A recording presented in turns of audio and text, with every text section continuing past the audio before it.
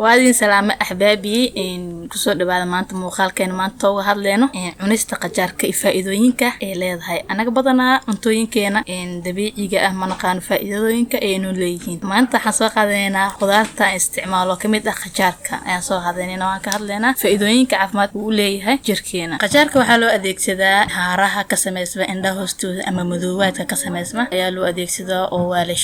طب كذا قجارك طب كيسة أما دبك كوري وعجارن أيا لشيدا أيا لمرتدا سيدا كلا قجارك وحو وناكسن يهي دادك قابا سكرتا أدي وناكسن هوسو يوديغا إن دي كاركا سيدا كلا هوسو يوديغا سيدا قجارك وناكسن يهي إن لو استعماله قف كبورن إنو اسكو ديلترو جيركيسا أما اسكو عاتيو أيا لو استعمالي كرا قجارك سيدا كلا وحا لو استعمالي كرا علم باريا مركا أي باريا قجارك وحي أغادي إنو وناكسن يهي خورحين تحاوينكا قاس أهان وجيغا هاراكو سميسم وجيغو كلا يوجيغو gabowga soo galo kale oo camaha kudkuduudan kale in markaas la marsado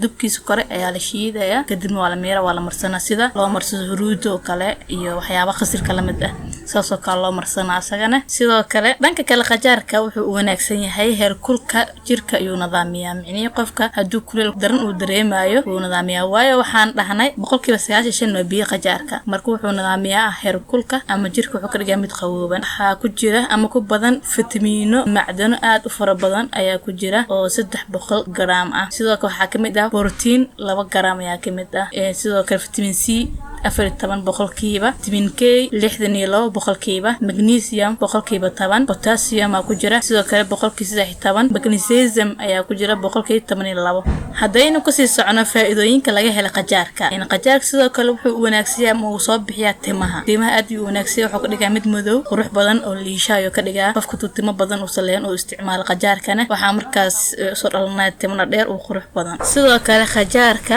wuxuu ilaahay wax daaweeyay wuxuu kala ka hortagaa cudurrada halista ah kansarka ilaahay noo ma keeno inta qabtan ilaahay ka dulqaado insha Allah sidoo kale wuxuu u wanaagsan yahay in qajaarka muruqyada jirka uu isku dheelitiraa sidoo kale wuxuu isku dheelitiraa sidoo kale qajaarka waxaad u isticmaali kartaa caabitaan ahaan cuno ahaan oo isticmaali kartaa sidoo kale waxaan ku soo sheegnay qaybteena hore in wajiga la marsado haaraha oo kale la iskaga bi'iyo sida nabraha oo kale la iskaga baabi'iyo in dubkiisa ama qajaarka dubkiisa kore in markaas la wajiga la marsado qajaarka sidoo kale waa shiidan kartaa caabitaan ahaan waa ka dhigan kartaa cuno ahaan waa ka dhigan kartaa asxaabteyda waad mahadsantihiin subscribe like comment yaa la giloobin salaamu calaykum waraxmatullaahi wabarakaatuh